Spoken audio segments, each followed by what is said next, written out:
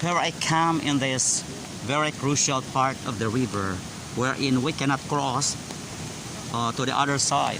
It's very, very deep. So there are people who were not able to pass and to cross this river because it is very deep. So that's why I'm here just to have or to do some ocular views for this situation right now. Okay, how could I cross?